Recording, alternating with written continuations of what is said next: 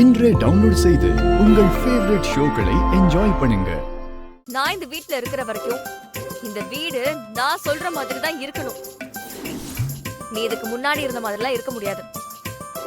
நாம இருக்கிற இடத்த நாம தான் நீட்டா கிளீனா வச்சுக்கணும். ஐயோ, என்ன நீ காலையில இருந்து சும்மா தொண டார்ச்சர் பண்ணிக்கிட்டே இருக்க? இப்போ உனக்கு என்ன வேணும்? முதல்ல அந்த பிரஷ் எடுத்து ஒழுங்கா அந்த பாக்ஸ்ல போட்டு வை.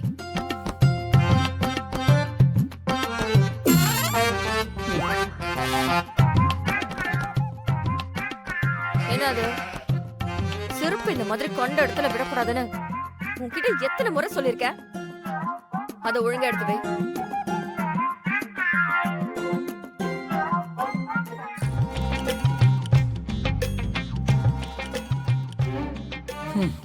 எடுத்து வச்சாச்சு, போதுமா?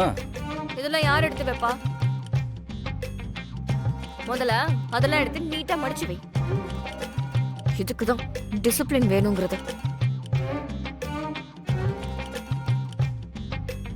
டிசிப்ளின் ஏதோ ஸ்கூல் டீச்சர் மாதிரி ஆர்டர் பண்ணிட்டு இருக்க. நீ ஒழுங்கா இருக்கலனா நான் டீச்சரா தான் மாறுவேன், தெரிஞ்சுக்கோ. உன் டீச்சர் கனவு இந்த மாதிரி தான் என்கிட்ட தீர்த்து போல இருக்கு. அங்க என்ன முணுமுணுக்குற? ஒன்னும் இல்ல,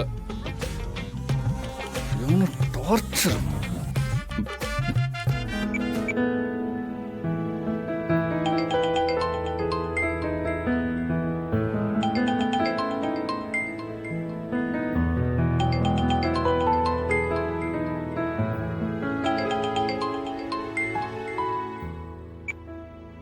அம்மாடி, நல்லா இருக்கியாமா? நல்லா இருக்கேன்ப்பா. மாப்பிள்ள உன் பக்கத்துல இருக்காரா? இங்கதான் இருக்காருப்பா. அம்மா, மாப்பிள்ள உண்மையிலேயே ரொம்ப தங்கமான ஆளுமா. நேத்து உன்னையும் மாப்பிளையும் பார்த்துட்டு வந்ததுல இருந்து நான் அதைத்தாமா நினைச்சுக்கிட்டு இருக்கேன். என்னப்பா சொல்றீங்க? நேத்து நீங்க வரப்போ அவர் வீட்லயே இல்லையே. அட, நான் உங்ககிட்ட சொல்ல மறந்துட்டேன் பாரு. நேத்து உன்னை பார்த்துட்டு நான் வீட்டுக்கு கிளம்புனேன்ல, அப்ப வெளியே வர்றப்ப மாப்பிளைய பார்த்தம்மா.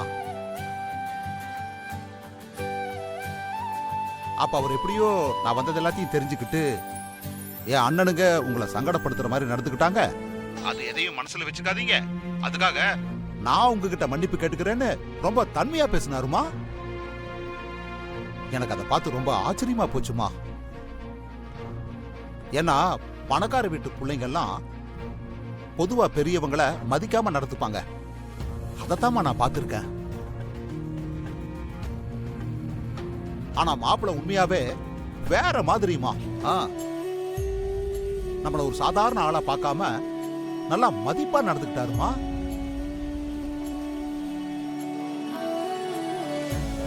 நீ தங்கமான மாப்பிள்ளை தாமா கல்யாணம் பண்ணிருக்க.